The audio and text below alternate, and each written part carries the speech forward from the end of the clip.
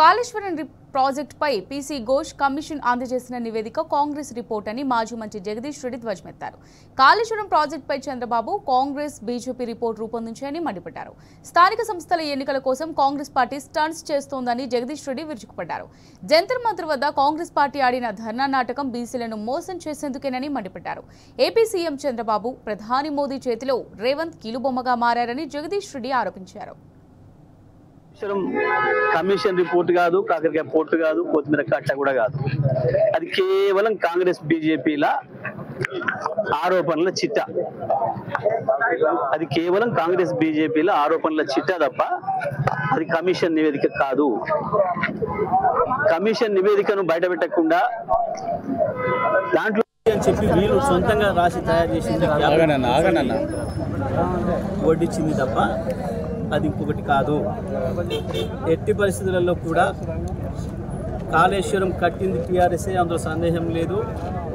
కాళేశ్వరంతోనే తెలంగాణ సస్యశ్యామలమైంది, అందులో సందేహం లేదు. కాళేశ్వరమే ఎప్పటికీ తెలంగాణకు జీవధార, అందులో సందేహం లేదు. ఈ 2-3 సంవత్సరాలు ఈ దుర్మార్గ కాంగ్రెస్ పాలన, బీజేపీ సమైక్య అందులో ఏజెంట్ల పాలన ఉన్నంత కాలం కొంత ఇబ్బంది పడతారేమో ప్రజలు, కానీ మళ్ళీ తప్పకుండా కేసీఆరే వస్తారు. మళ్ళీ కాళేశ్వరమే మళ్ళీ మనను బతికిస్తుంది, అందులో సందేహం లేదు. దానికి వాళ్ళ సూర్యాపేట తుంగతుర్తి ఈ తాలూకాలే ఉదాహరణ. కాళేశ్వరం మొట్టమొదటి నీళ్లను తాగింది ఈ భూములు, ఈ సూర్యాపేట జిల్లా భూములు. మొట్టమొదటి ఫలితాన్ని తీసుకుంది కూడా సూర్యాపేట జిల్లా భూములే. తప్పకుండా ఈ ప్రాంత ప్రజలు పెద్ద ఎత్తున దానిపైన పోరాటానికి సిద్ధమవుతున్నారు.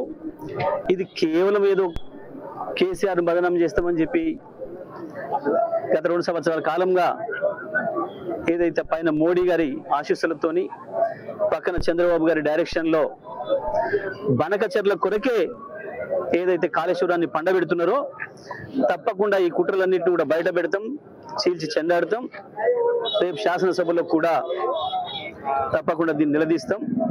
కాళేశ్వరం మంచిగా ఉంది, మీరు అందరు చూసిండ్రు. స్వయంగా నేను దానిపై నిలబడి చూసి మాట్లాడి చెప్పొచ్చినా, మేము చెప్పినాం, మేము ఛాలెంజ్ చేసినాం.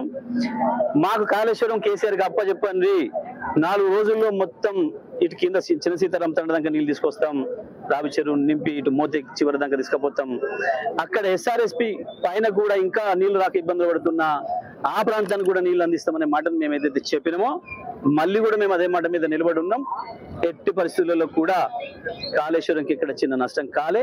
కాళేశ్వరం నివేదిక పేరు మీద ఇవాళ కాంగ్రెస్ పార్టీ ప్రభుత్వం చేస్తున్నది మోసపూరిత ప్రచారం తప్ప అది ఇంకొకటి కాదు.